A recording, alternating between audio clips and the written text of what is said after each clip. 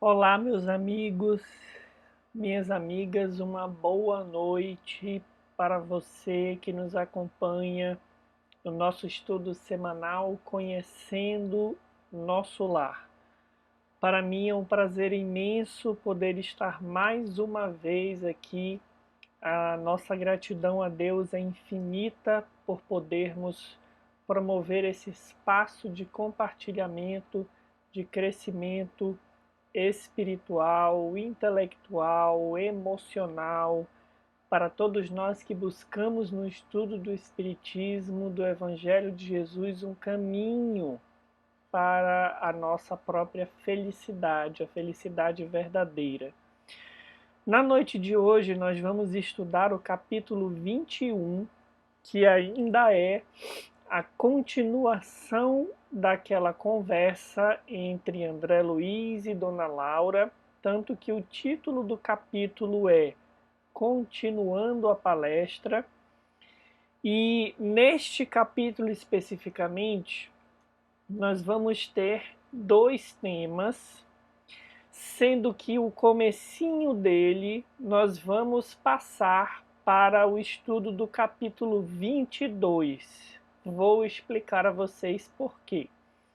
Esse capítulo 21, ele tem, além do tema do esquecimento do passado, que é uma das pilastras do desenvolvimento desse capítulo, ele, no seu começo, vai trazer à tona a questão do debate da propriedade no mundo espiritual, das posses no mundo espiritual. Como o capítulo 22 é sobre o bônus hora e, por afinidade, se aproxima mais desse tema das propriedades, nós vamos colocar o que está no começo do capítulo 21 para conversarmos no capítulo 22, como já fizemos outrora em outras circunstâncias, e vamos nos deter na noite de hoje mais especificamente sobre a questão do esquecimento, que é, como eu falei para vocês, o segundo pilar deste capítulo. Então é importante esse aviso. Caso você tenha lido o capítulo 21, não estranhe a gente dar esse salto para o meio dele.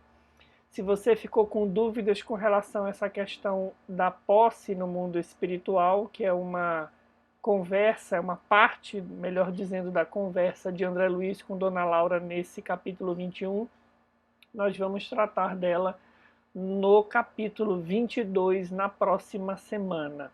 Hoje vamos nos deter exclusivamente sobre o tema do esquecimento do passado, que é um tema importantíssimo, toca diretamente na nossa vivência em família, na nossa vivência como um todo, e entendermos esses mecanismos da justiça divina é fundamental para sabermos nos colocar diante dos desafios que a vida nos traz, para sabermos tratar as nossas emoções com mais sabedoria, entender o que as circunstâncias significam e utilizá-las a nosso favor do ponto de vista do nosso crescimento espiritual.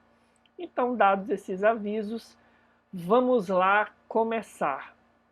Antes desse trecho aqui que eu trouxe para a gente iniciar o nosso debate, a dona Laura conta que o marido dela desencarnou na última encarnação deles, desencarnou antes dela, foi para nosso lar, conseguiu ali, como a gente vai ver no próximo capítulo, obter uma casa, uma propriedade que abriga desde então os familiares dela quando desencarnam, e conta então de como se deu esse reencontro deles ali na colônia espiritual Nosso Lar.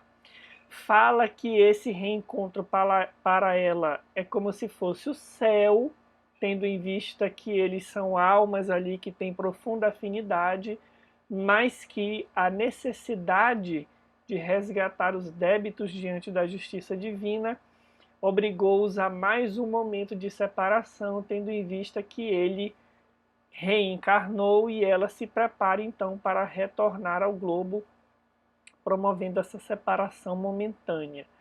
É aí que vai surgir o tema do esquecimento do passado, porque quando a dona Laura faz menção a essa lembrança que ambos têm dos débitos que precisam resgatar, André Luiz então vai fazer a seguinte pergunta: Mas, senhora Laura, exclamei, interrompendo-a, permita por obséquio uma parte. Perdoe a curiosidade. No entanto, até agora ainda não pude conhecer mais detidamente o que se relaciona com o meu passado espiritual. Não estou isento dos laços físicos.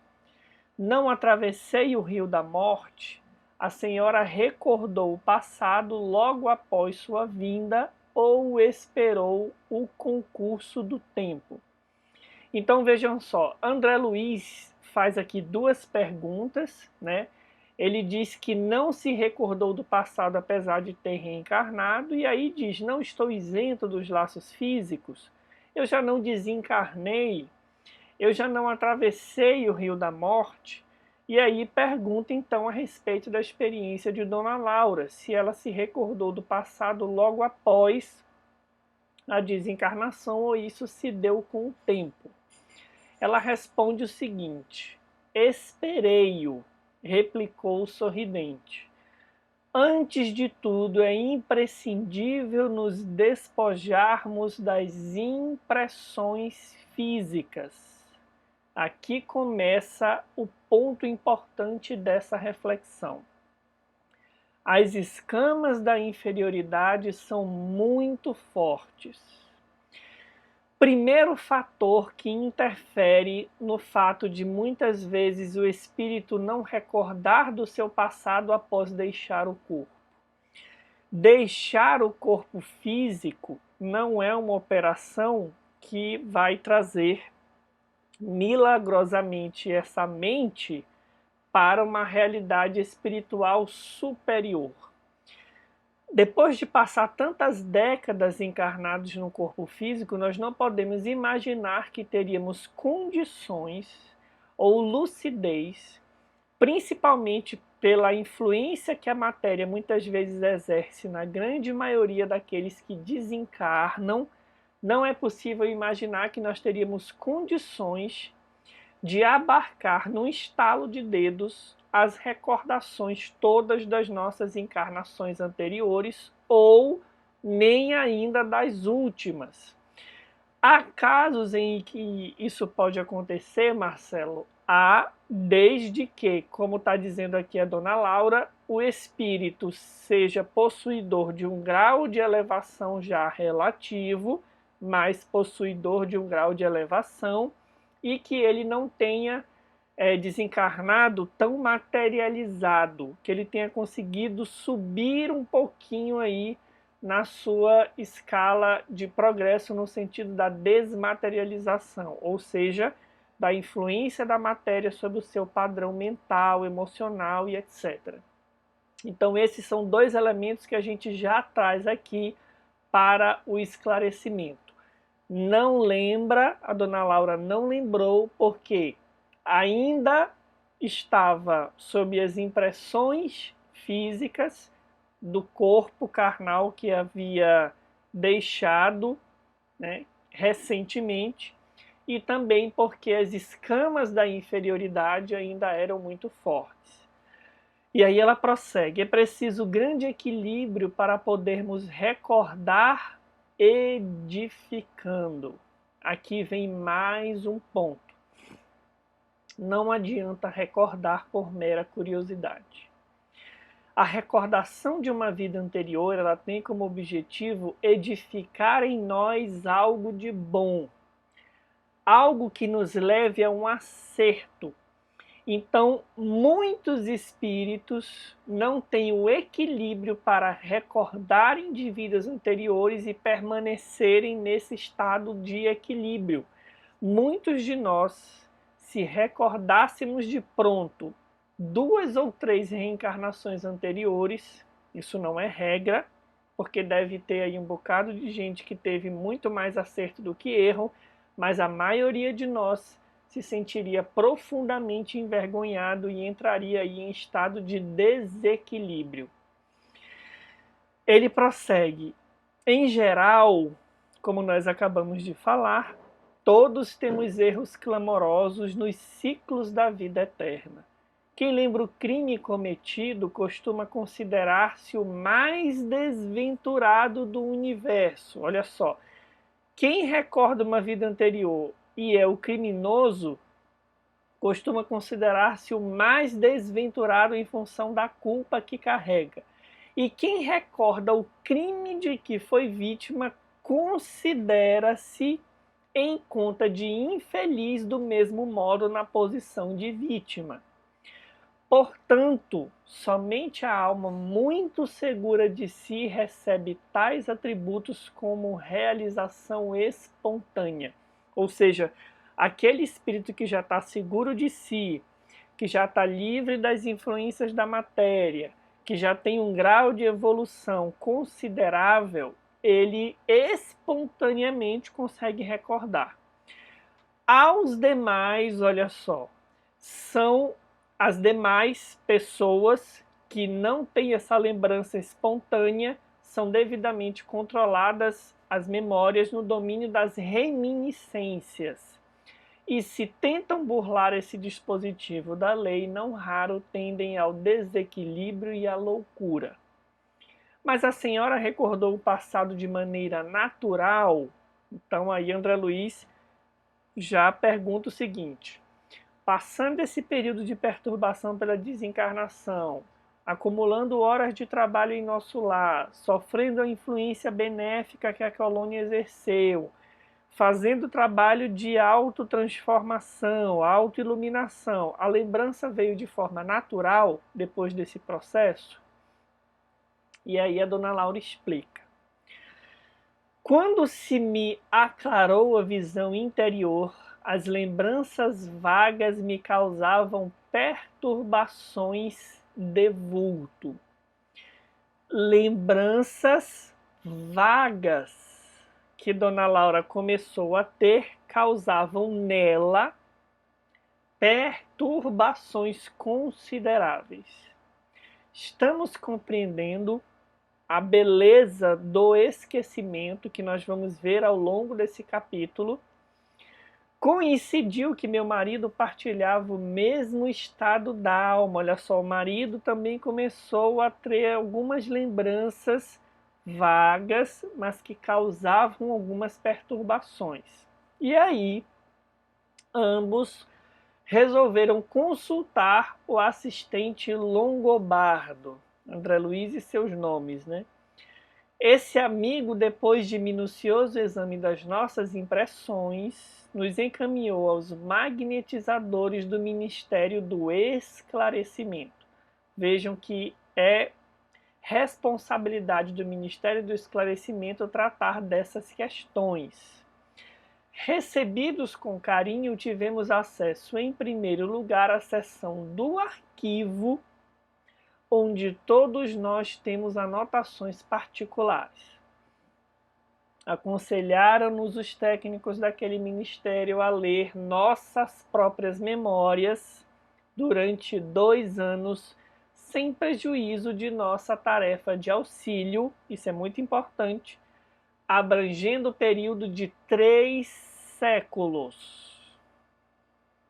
O chefe do serviço de recordações não nos permitiu a leitura de fases anteriores, declarando-nos incapazes de suportar as lembranças correspondentes a outras épocas. Interessantíssimo esse procedimento. Primeiro, em função de algumas memórias começarem aí a vazar, né, no que diz respeito a uma tomada de consciência para Dona Laura e seu marido, eles foram direcionados ao Ministério do Esclarecimento e receberam como se fosse um livro, um romance, talvez, das memórias das suas 3 últimas reencarnações. 3 séculos, melhor dizendo, que podem ou não ter aí 3 reencarnações. Ou seja, lembraram dos 300 anos anteriores. Por que que não lembraram mais? Porque não tinham condições emocionais de manter o equilíbrio mental, lembrando de mais séculos para trás. Então, o primeiro procedimento é ler. Vejam o quão está armazenado na nossa memória essas lembranças, na nossa memória espiritual essas lembranças, de tal forma que lendo, eu imagino, seja como se você estivesse se apropriando da leitura de outra pessoa. Não há uma identificação imediata do ponto de vista das emoções com aquela narrativa que você está vendo. E eu justifico o que eu estou dizendo aqui. O próximo passo, olha só. E bastou a leitura para que se sentisse na posse das reminiscências? Compreenderam a pergunta? Ler foi o suficiente para que você se apossasse dessas lembranças como se fossem verdadeiramente suas? André pergunta. E aí ela responde: não. A leitura apenas informa. Depois de longo período de meditação para esclarecimento próprio, e como surpresas indescritíveis, fomos submetidos a determinadas operações psíquicas a fim de penetrar os domínios emocionais das recordações. Os espíritos técnicos no assunto nos aplicaram passes no cérebro, despertando certas energias adormecidas. A lembrança, quando é completa, ela desperta energias que foram ficando adormecidas em função dos processos de vivências que se deram depois dessas vivências anteriores. Ricardo, que é o marido de Dona Laura, ela continua dizendo: e eu ficamos então senhores de 300 anos de memória integral. Compreendemos então quão grande é ainda o nosso débito para com as organizações do planeta. Muito bem, vamos lá comentar um pouquinho. De novo, o que a gente ressalta aqui dessa narrativa aqui da Dona Laura, dessa conversa, né? Primeiro, para acessar as memórias, ela leu as informações. Ela se apossou como se fosse de uma história, um conteúdo intelectual a respeito dos 300 anos anteriores das vivências que ela e o marido aí, os dois tiveram nesse decurso de tempo. Só que isso não significa que ela se apossou integralmente dessas reminiscências. Ela passou por um processo, como ela vai narrar aqui, operações psíquicas a fim de que pudesse penetrar os domínios emocionais das recordações. Então, somente quando ela se apossou desses domínios emocionais, que segundo ela vai dizer que despertaram energias adormecidas, ela então se considerou 100% na posse senhora das suas memórias dos 300 anos anteriores. Isso deve ser para nós de grande reflexão, porque nós estamos encarnados hoje. E nessa condição de encarnados, variando, claro, de espírito para espírito, essas reminiscências, elas interferem nas nossas vivências de uma forma ou de outra. E nós vamos já ver como. Eu não estou falando que nós lembramos de fatos, mas nós somos intuídos por algumas vivências que nós tivemos muitas vezes, seja na condição de um mal pendor, seja na condição de uma voz da consciência que nos alerta para não ir por determinado caminho. Em várias circunstâncias, esse nosso passado, ele retorna diariamente, muitas vezes, nas nossas vivências aí de relações, nas nossas atividades.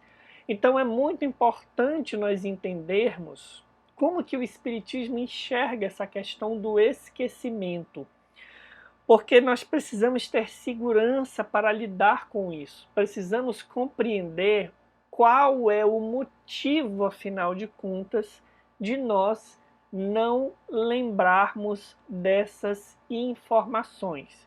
Lembrando que a dona Laura, mesmo desencarnando, não lembrou espontaneamente. Depois de um certo tempo recuperando um equilíbrio, algumas lembranças começaram a aparecer e ela já narrou que ficou perturbada de certa forma por essas reminiscências. E aí, procurando auxílio, vai se desenrolar aqui os fatos como nós lemos. Então vamos consultar aqui o que o Livro dos Espíritos nos fala sobre essa questão do esquecimento do passado. Na questão 392, pergunta-se aos imortais: por que perde o espírito encarnado a lembrança do seu passado? Os espíritos respondem: não pode o homem, nem deve saber tudo. Deus assim o quer em sua sabedoria. Sem o véu que lhe oculta certas coisas, ficaria ofuscado como quem, sem transição, saísse do escuro para o claro. Esquecido de seu passado, o homem é mais senhor de si. Essa frase, essa última frase, deve parecer para muitos dos estudiosos do Espiritismo, quando se debruçam pela primeira vez sobre essa resposta, absolutamente contraditória.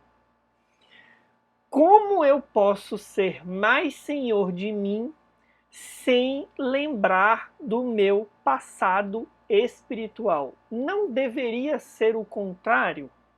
Eu não seria mais senhor de mim, lembrando-me do que vivenciei?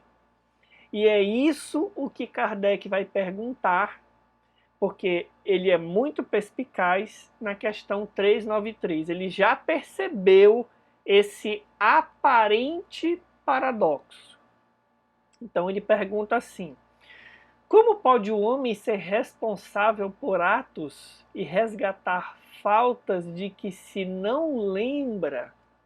Excelente pergunta, concordam? Como pode aproveitar da experiência de vidas de que se esqueceu? Como é que ele vai aproveitar os erros que ele cometeu ou os acertos que ele teve se ele se esquece do que ele vivenciou? Conceber-se-ia que as tribulações da existência lhe servissem de lição se recordasse do que as tenha podido ocasionar.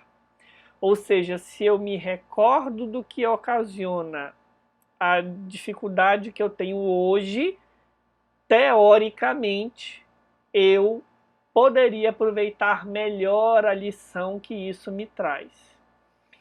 Desde que, porém, disso não se recorda, cada existência é para ele como se fosse a primeira, e eis que então está sempre a recomeçar. Como conciliar isso com a justiça de Deus?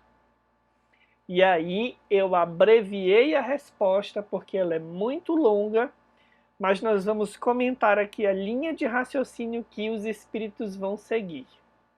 Eles dizem assim: em cada nova existência, o homem dispõe de mais inteligência e melhor pode distinguir o bem do mal. Como assim, Marcelo? Vamos lá, gente.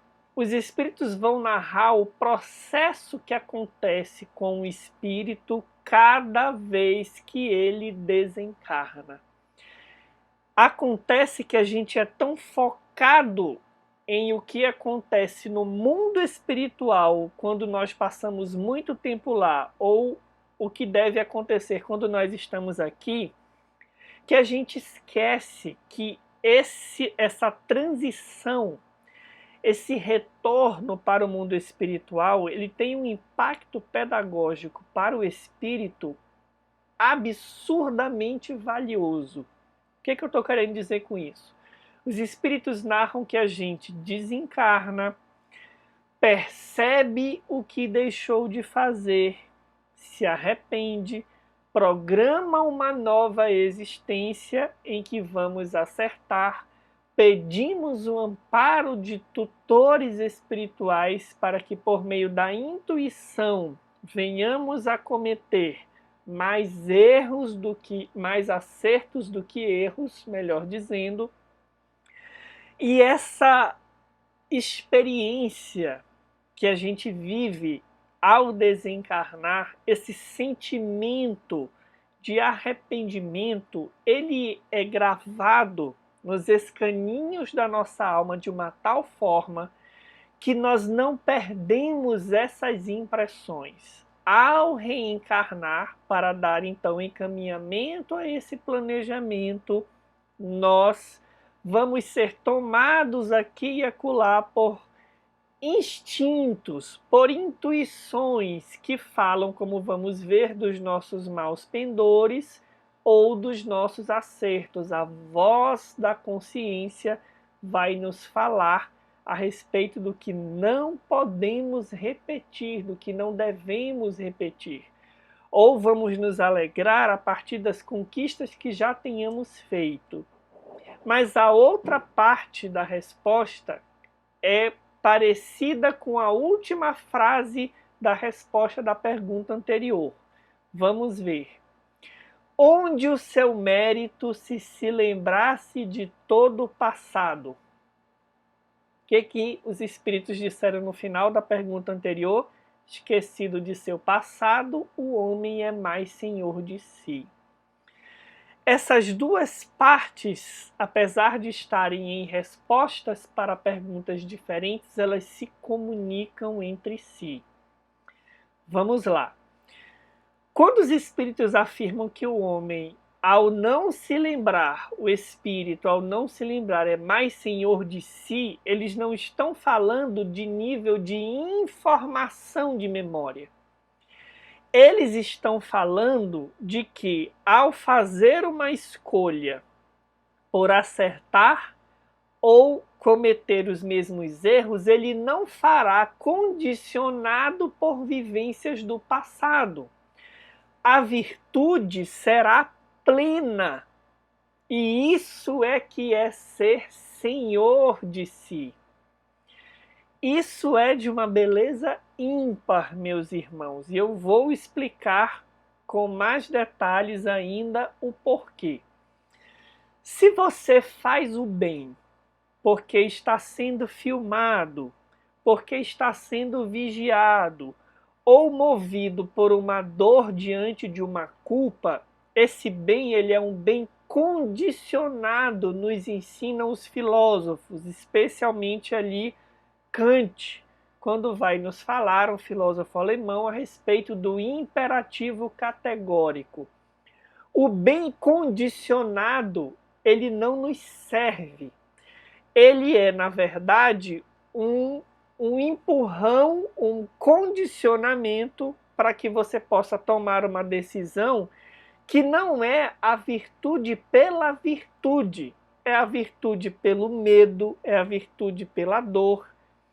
E virtude pelo medo e pela dor não são virtudes. Então, quando os espíritos dizem assim, esquecido do seu passado, o homem é mais senhor de si, eles estão querendo dizer, conforme juntando aqui no final da resposta da pergunta seguinte, que ele tem mais mérito quando ele acerta. Na obra O Céu e o Inferno, nós vamos encontrar isso em relatos de vários espíritos. Muitas vezes é perguntado a alguns deles o seguinte: se você se lembrasse, ou se você recordasse desse passado, ou se você pudesse tomar posse, ao recordando-se desse passado, de um arrependimento maior, isso não traria alívio para o teu sofrimento? E aí, muitos deles respondem assim, especificamente em uma entrevista que eu não vou lembrar agora o nome, mas eu vou colocar nos comentários do vídeo para você conferir agora ao final do nosso encontro. Um desses espíritos responde o seguinte: não há mérito quando o arrependimento é feito pelo sofrimento que eu estou sentindo em função das consequências do meu erro. Vou repetir. Se você quer acertar única e exclusivamente para estancar o sofrimento que você está tendo agora, isso não é virtude pela virtude. Isso é virtude condicionada pela tua necessidade ou pelo teu desejo de estancar uma dor que é momentânea. E aí esse espírito diz, o verdadeiro arrependimento é aquele que nasce de você tomar consciência de ter ofendido a lei de Deus. Então vamos lá. Existe o arrependimento daquele que sofre e não quer mais sofrer. Para estancar o sofrimento, ele pelo menos projeta um acerto, uma vivência diferente, ainda que seja só nesse momento para estancar esse sofrimento. E existe a virtude motivada pela consciência que o espírito toma do mal que proporcionou ao ferir as leis divinas. No primeiro caso, ele está pensando no sofrimento dele, exclusivamente. No segundo caso, ele está tomando posse, ele está fazendo uma tomada de consciência superior que faz com que ele avance no mérito da virtude praticada. Quer dizer, eu não vou repetir esse erro, não é só porque eu não quero sofrer as consequências dele. Eu não vou repetir esse erro porque eu tenho que entrar em harmonia com a lei de Deus. Aqui é um patamar superior de virtude. Como eu falei, virtude não condicionada. Há mais mérito sendo assim. Além do que, nós não nos esquecemos de tudo. A consciência nos alerta sobre perigos quando vamos cometer vivências que falam de erros que nós já vivenciamos. E, como vamos ver aqui, nós podemos ter uma ideia a respeito do que foi vivenciado seguindo alguns parâmetros. Vamos ver quais são. Kardec, comentando a resposta dos espíritos à questão 393, diz assim: não temos, é certo, durante a vida corpórea, lembrança exata do que fomos e do que fizemos em anteriores existências. Mas temos de tudo isso a intuição, por onde, sendo as nossas tendências instintivas, uma reminiscência do passado. E a nossa consciência, que é o desejo que experimentamos de não rescindir nas faltas já cometidas, nos concita a resistência àqueles pendores. Vamos avançar um pouquinho para eu poder comentar aqui essa ideia que Kardec nos traz de que as nossas tendências instintivas são um meio seguro para a gente ter uma ideia das nossas vivências anteriores. Na questão 395, pergunta-se o seguinte: podemos ter algumas revelações a respeito de nossas vidas anteriores? E aí os espíritos dizem que nem sempre. Contudo, muitos sabem o que foram e o que faziam. Se lhes permitisse dizê-lo abertamente, extraordinárias revelações fariam sobre o passado. Então, na condição de encarnado ou desencarnado, nem todos lembram das suas vidas anteriores. 396. Algumas pessoas julgam ter vaga recordação de um passado desconhecido que se lhes apresenta como a imagem fugitiva de um sonho que em vão se tenta reter. Não há nisso simples ilusão? Ou seja, a gente tem a impressão de que tem recordações do passado. Kardec pergunta assim, isso não é ilusão, na verdade?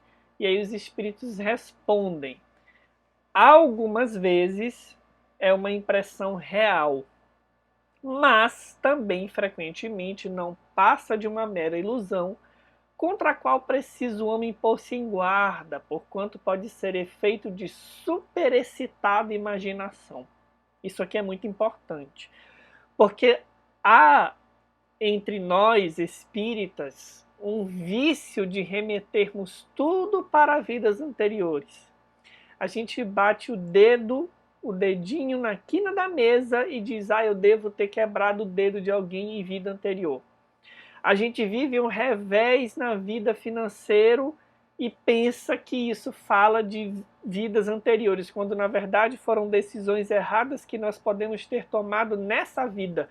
São causas atuais das aflições, não anteriores, como lemos lá no Evangelho segundo o Espiritismo. Então a gente tem que ter cuidado com essa imaginação, porque a gente fica fantasiando às vezes vivências que não existiram. E aí você pergunta então, Marcelo, qual é o meio seguro de eu saber quais dessas reminiscências que me chegam são de fato relativas a vivências reais que eu possa ter tido em vidas anteriores? Vamos ver aqui na 399. Sendo as vicissitudes da vida corporal expiação das faltas do passado, pergunta-se aos imortais, e ao mesmo tempo provas com vistas ao futuro, seguir-se-á que da natureza de tais vicissitudes se possa deduzir de que gênero foi a existência anterior? Como assim? Se eu observar as dificuldades que eu vivencio hoje, familiares, profissionais, de relacionamentos, vivência na casa espírita, doenças, abandonos, relações afetivas, etc., eu posso, por essas dificuldades, por essas vicissitudes, fazer uma associação pela natureza das dores que eu vivo com a natureza das faltas que eu cometi? É isso que se está perguntando aos espíritos.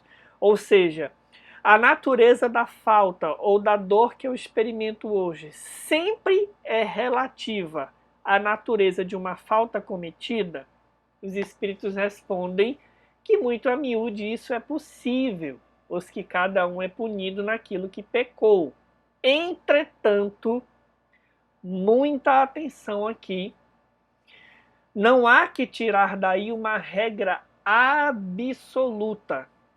De novo, a gente alerta com relação à imaginação. Nem tudo que a gente vive é relativo a vidas anteriores. Duas origens diferentes, pelo menos, nós podemos apontar. Ou é uma prova, que é diferente de expiação. Na prova, o espírito não precisa expiar nada do passado, não tem nenhum débito com relação à lei divina, mas quer vivenciar um teste, uma prova para angariar mais virtudes, portanto não tem a ver com vivências anteriores, ou pode ser uma escolha errada dessa encarnação, como falamos agora há pouco. Então a gente tem que ter muito cuidado com essas associações. Há, no entanto, um meio 100% seguro de termos uma ideia do que a gente andou vivendo e aprontando aí nas vidas anteriores. No comentário de Kardec, melhor dizendo, ainda na resposta dos espíritos e depois no comentário de Kardec, esse meio vai aparecer. Os espíritos continuam a resposta dizendo assim: as tendências instintivas constituem indício mais seguro, visto que as provas por que passa o espírito são tanto pelo que respeita ao passado, quanto pelo que toca ao futuro. Como falamos, as provas podem ter a ver com virtudes que ele quer conquistar que ainda não tem a ver com o passado. E aí, Kardec comenta o seguinte: O esquecimento das faltas praticadas não constitui obstáculo à melhoria do espírito, porquanto, se ele não lembra delas com precisão, o conhecimento que delas teve no estado errante, ou seja, ao desencarnar, passado algum tempo recuperando essas memórias, e o desejo de repará-las guiam-no por intuição e lhe dão a ideia de resistir ao mal. Essa ideia é a voz da consciência secundada pelos espíritos que o assistem, se atende às boas inspirações que lhe dão. O homem não conhece os atos que praticou em suas existências pretéritas, mas pode sempre saber qual o gênero das faltas de que se tornou culpado e qual o cunho predominante do seu caráter. Bastará que estude a si mesmo. Poderá então julgar do que foi, não pelo que é, e aí o grande finale da resposta, mas pelas suas tendências. Marcelo, como eu posso saber para ter uma ideia do que eu tenho vivido nas vidas anteriores? Observa as tuas tendências, positivas e negativas. Por meio das nossas tendências, meus irmãos, no caso de serem negativas, aquilo que você luta contra, agressividade, por exemplo. Se você é uma pessoa muito belicosa, muito colérica, isso fala de experiências em vidas anteriores que alimentaram e acalentaram comportamentos agressivos. Se você tem uma tendência para o poder, para querer posições de poder, isso fala de experiências anteriores vivenciadas relativas ao poder. Isso não quer dizer se você deve ou não aceitar determinadas tarefas. Não é isso que nós estamos dizendo. Nós estamos dizendo, até porque você pode aceitar e isso será uma prova ou uma expiação. O que nós estamos dizendo é que pelas tuas tendências, como diz Kardec aqui, estudando a ti mesmo, você pode sondar do ponto de vista moral, que é o mais importante, o que você precisa trabalhar hoje. Não nos serve lembrar de vidas anteriores como um mero exercício de curiosidade. Isso é um desserviço, como nós vimos, para o espírito. Além de trazer perturbações emocionais, isso muitas vezes coloca ele em circunstâncias vexatórias, quando é verdade, ou exposto a ser enganado, porque busca essas informações de forma tão crédula que não percebe que muitos falsos profetas, médiuns e etc., sacerdotes, vão falar para ele coisas que ele quer ouvir ou que vão alimentar uma imaginação equivocada a respeito de vivências anteriores. Então a gente precisa ter muito cuidado com essas coisas. O espiritismo sério, ele não é, a casa espírita não deve se transformar num local em que a gente faz uma investigação de forma obcecada do nosso passado, simplesmente para atender a nossa curiosidade. E os espíritos sérios não se ocupam disso por motivos que eu não preciso mais sequer explicar aqui. Já ficou claro o que pode causar uma lembrança desse tipo. Quando ela vem naturalmente e quando ela é utilizada por aquele que teve acesso à lembrança para melhorar-se, aí há uma utilidade nesse processo de lembrança.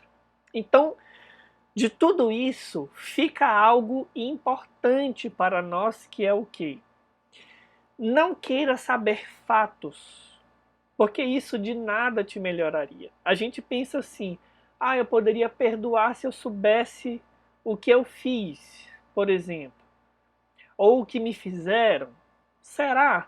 Será se a informação é tão importante assim para você vivenciar a virtude do perdão? Me permita dar um exemplo. Tem coisas dessa encarnação que fizeram para nós e nós lembramos conscientemente e não conseguimos perdoar. Será se ter acesso a essa informação te ajudaria mesmo a perdoar? Ou será se estudando como orienta Kardec, as tuas tendências, os teus maus pendores, tu não é levado a imaginar as vivências, imaginar com segurança as vivências que você pode ter tido em determinadas áreas da moral e a partir daí buscar ter condutas diferentes dessas que te afastaram da lei de Deus e outras agora que te aproximem dela? Em todos os aspectos, o esquecimento é uma verdadeira bênção para todos nós. E ele é revogado quando há utilidade, e essa atividade é feita por espíritos que tutelam a nossa jornada e que nos conhecem, sabem até aonde essas lembranças podem ir, como foi o caso aqui da dona Laura e do seu marido, que só puderam ter acesso a 300 anos anteriores ao tempo atual em que estavam. E aí eu gostaria, para coroar essa reflexão, trazer aqui um trecho que está no comecinho do capítulo, onde Dona Laura fala da vivência dela após a desencarnação do marido. Ela diz assim: minhas lutas na viuvez haviam sido intensas. Muito moça ainda, com os filhos tenros, tive de enfrentar serviços rudes. À custa de testemunhos difíceis, proporcionei aos rebentos de nossa união os valores educativos de que eu podia dispor, habituando-os, porém, muito cedo aos trabalhos árduos. Compreendi depois que a existência laboriosa, vejam só, me livrara das indecisões e angústias do umbral, por colocar-me a coberto de muitas e perigosas tentações. O suor do corpo ou a preocupação justa nos campos de atividade honesta constituem valiosos recursos para a elevação e defesa da alma. O que isso aqui quer dizer? Por que eu estou trazendo isso aqui? As dificuldades que nós vivenciamos hoje, meus amigos, muitas vezes são anjos guardiães de erros, para evitarem erros que nós não podemos ou não devemos cometer de novo. Muitas vezes isso que você chamamos de dificuldade, de impedimento, de dor, é a providência divina nos conduzindo para caminhos mais seguros. E a gente fica afoito e faz milhares de associações com encarnações anteriores, quando isso de nada nos serve.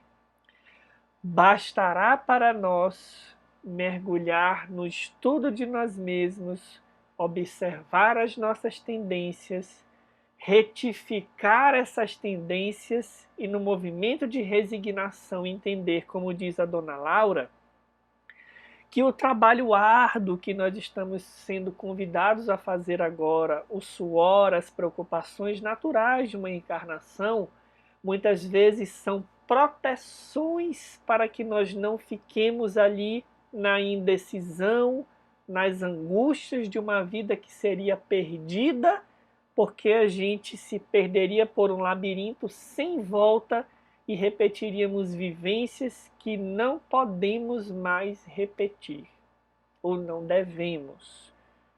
Um verbo mais apropriado com a visão espírita.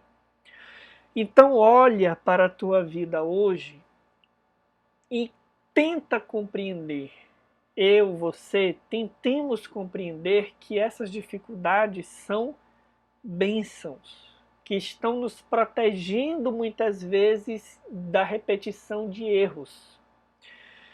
E que olhar as nossas tendências é muito mais útil do que ficar tentando lembrar o que foi, com quem foi, por que foi, quando foi. O objetivo dessa encarnação é o nosso melhoramento pessoal. E para isso, o esquecimento é fundamental. Para finalizar, vamos ver por que esse esquecimento, de uma vez por todas, é tão fundamental assim.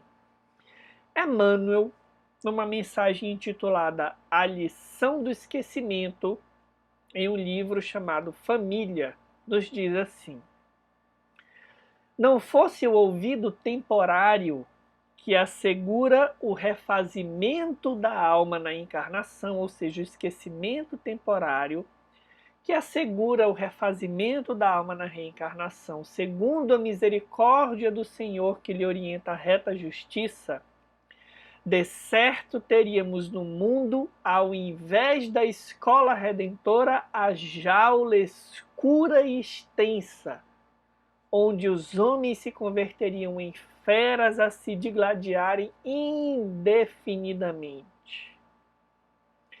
Não fosse o dom do esquecimento que envolve o berço terrestre, o ódio viveria eternizado, transformando a terra em purgatório angustioso e terrível, onde nada mais faríamos que chorar e lamentar, acusar e gemer. Como assim, Marcelo? Imaginem se não houvesse a reencarnação, por exemplo. Não vamos nem falar do esquecimento. Se fosse uma vida só até a perfeição, sem essa interrupção bendita da desencarnação e do retorno, por quantos séculos nós repetiríamos os mesmos erros? Ou viveríamos em um processo de ferirmos e sermos feridos indefinidamente? Se não fosse essa pausa da desencarnação, que é absolutamente consentânea com a justiça e com o amor de Deus, e o esquecimento, por quantos milhares de anos a gente viveria mergulhados em ódios infindáveis?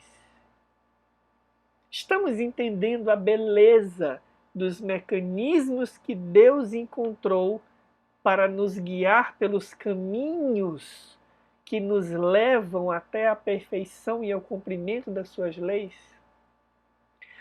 Graças ao esquecimento e à desencarnação e ao retorno, como vimos ali, esse intervalo que tem um valor pedagógico gigantesco, nós retornamos ao corpo, como vai dizer Emmanuel, e aprendemos a amar aqueles que ferimos ou por quem fomos feridos, de tal forma que ao retornarmos dessa vida o afeto suplantou o ódio construído anterior. Vejamos o que Emmanuel nos diz a esse respeito. A divina bondade, contudo, em cada romagem do espírito no campo do mundo, confere-lhe no corpo físico o arado novo, suscetível de valorizar-lhe a replantação do destino no rumo do porvir. De existência a existência, o Senhor vela-nos caridosamente a memória, a fim de que saibamos metamorfosear espinhos em flores e aversões em laços divinos. O Pai, no entanto, com semelhante medida, não somente nos ampara com a providencial anestesia, não é das informações, é das nossas chagas interiores, em favor do nosso êxito em novos compromissos. Vejam que beleza, não é só a informação que é apagada. Uma vivência que continuaria explodindo perpetuamente, ela vai ser atenuada.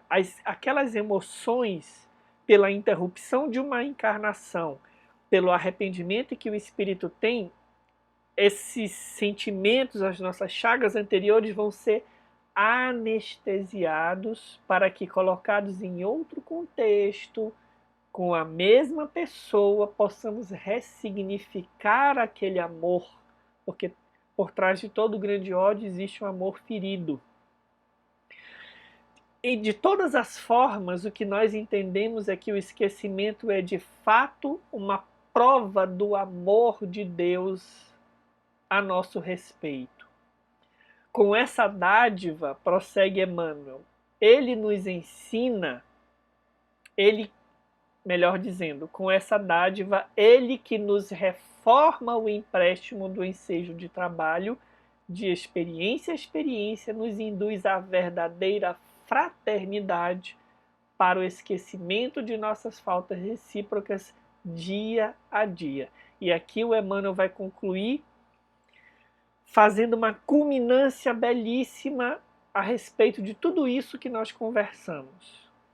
Aprendamos a olvidar as úlceras e cicatrizes, as deformidades e os defeitos do irmão de jornada se nos propomos efetivamente a avançar para adiante em busca de renovadores caminhos. Assim como Deus, na sua misericórdia, nos promove esse esquecimento temporário, faz com que esses corações que nós tivemos vivências atrapalhadas retornem como marido, como esposa, como filhos, como chefes, como companheiros de vivência na casa espírita, enfim, a quem nós, ainda com a memória velada, temos dificuldade de conviver, porque, apesar da memória e da emoção estarem anestesiadas, às vezes as vivências são tão fortes que a gente sente essa aversão. Imaginemos se não houvesse esse esquecimento, se nós não iríamos entrar no processo imediato da repetição desses ódios.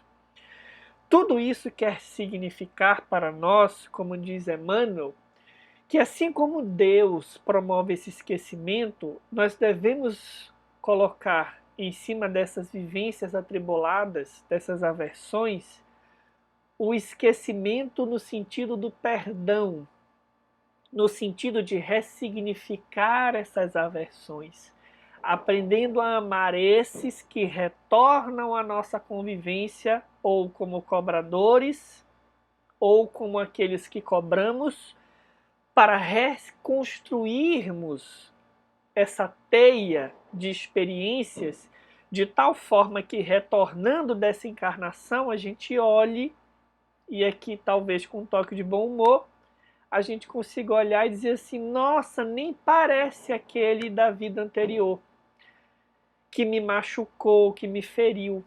É o meu filho dessa vida, é o meu marido, a quem eu aprendi a amar, a quem eu aprendi a conviver, e tudo isso, essa vivência de agora, suplantou os nossos erros do passado.